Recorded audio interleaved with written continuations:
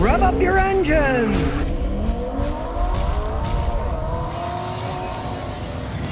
Yes, I'm off to Rhode Island to visit the other 3 grandkids. And I got a house there now. But that's not going to change anything other than you won't see my old Celica in the backdrop here because I'm leaving this in Tennessee. Now you might say, Scotty, why did you buy a house, especially in Rhode Island, where they're even more inflated? They give us and they take us away. I got too much money for my 50 by 100 piece of dirt in downtown Houston, which now has 2 $720,000 townhomes on it that they've sold. And so I paid too much for the house in Rhode Island, but the money that I got too much for an old house anyway. And yes, here in Tennessee, a little town called Valley City that went defunct, and you could have bought the entire town for about $125,000 more than what I paid for this one house in Rhode Island. Now, how does it affect you people? Well, the vast majority of you aren't affected at all. I'm still making all the videos to help everybody out with their car problem. The only difference is, for the next few months, I'll be doing it in Rhode Island. So all you people in Rhode Island, you can start making appointments with me to check out your cars. Be there for 2 months, right?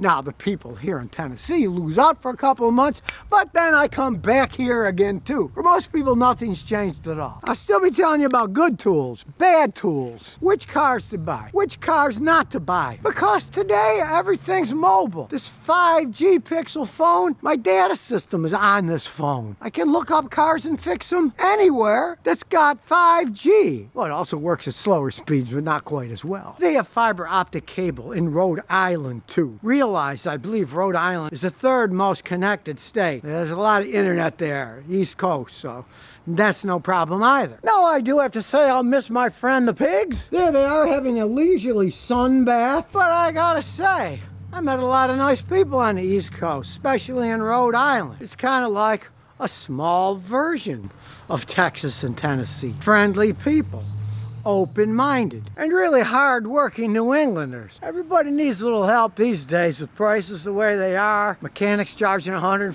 $150 an hour of labor. Awful lot of stuff you can do yourself with a little bit of help from guys like me. Of course, I'm bringing my tools with me. Fancy computers, jacks, everything. And since I got a house in Rhode Island, now I can set it up great. So both sides, Tennessee and Rhode Island, we have nice permanent bases that I can meet all kinds of nice people, help them out. So if you see me driving down the road, feel free to honk or beep. See me on a gas station, feel free to come shake my hand. I love it. The last time I was driving, we were going down the New York State Thruway between Buffalo and Rhode Island. A guy pulled up in a Subaru, rolled his window down, took my picture, and then drove away.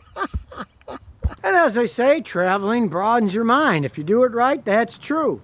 You get to see other people in other situations. You know what I found out? Most people are exactly the same. They just want honest deals. Work hard, get what they want. Strive for something. Get rewarded for doing useful work. And I traveled so far, I found that people everywhere suffer from the same problems. Dishonest mechanics trying to charge for stuff they don't need. Or just plain poor mechanics that don't know what they're doing, whether they're honest or not.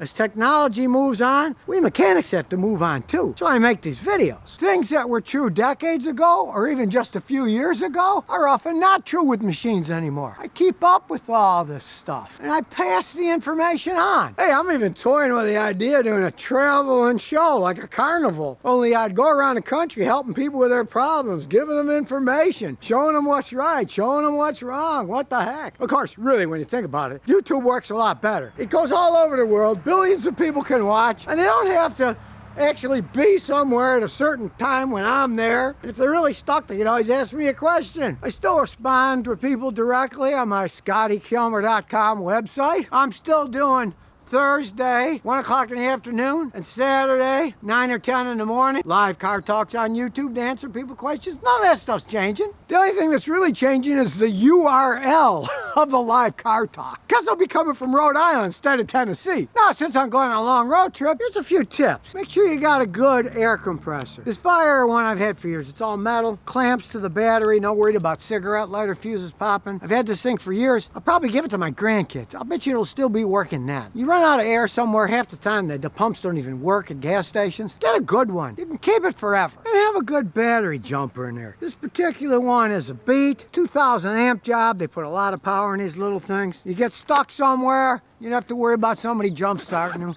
You can jump start yourself. And let's say you're going to be a good Samaritan, somebody else needs a jump. You jump a modern car with another modern car, you can destroy the electronics in them both.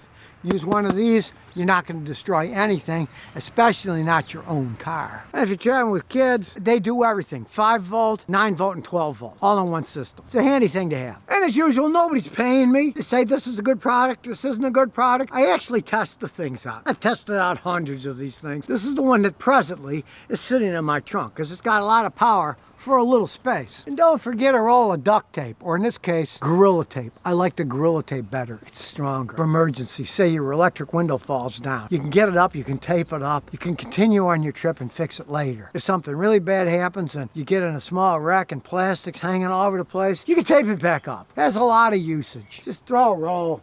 I always have a roll in my trunk anyway. I always carry a fire extinguisher. This particular one is called Halar. It's an advance on even the halon systems.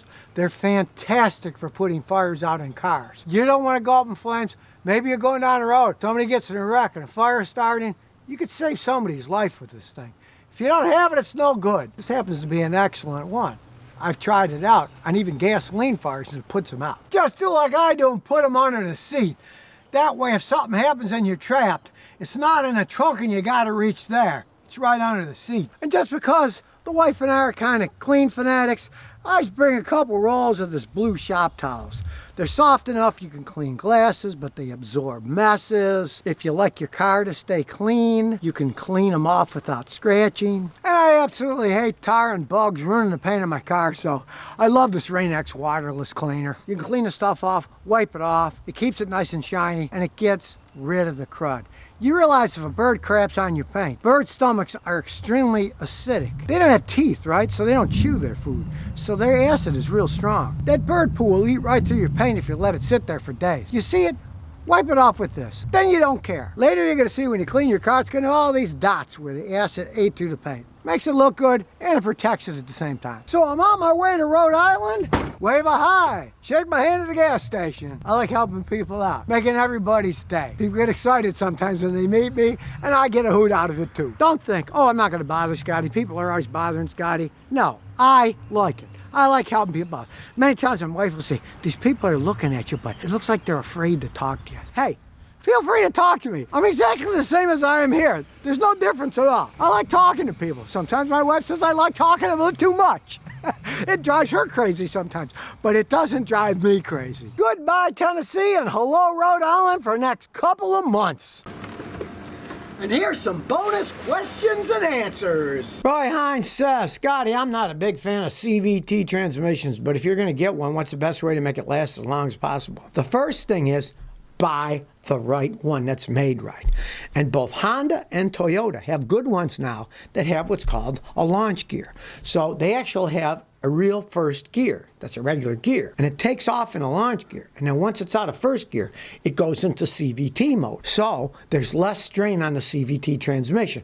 It's the takeoff that ruins the CVT transmissions over time. That's one of the reasons that both Toyota and Honda invented them with these launch gears. So that they actually have better acceleration, but also less wear on the CVT transmission. So the main thing is buying the correct vehicle. I would not buy one that's got a Nissan Jatco one, for example. They fall apart, they're piles of junk. But once you do have one, I would just say be religious about changing the fluid. If I had a Toyota or a Honda with a CVT transmission, I'd probably change the fluid every 40, 50,000 miles. You can drain it out and pump it back in yourself. It's not that hard to do. I have videos showing that. But the main thing is buying the correct one in the first place. Because it doesn't matter what you do to a crappy Jatco product. It's going to break whether you maintain it or not. So you want a good one, a Honda or a Toyota CVT. That's the main thing, is you buy the correct one in the first place. Then you don't have to worry about it. Toyotas, Hondas, they make very complex cars. But if they don't break, you don't care.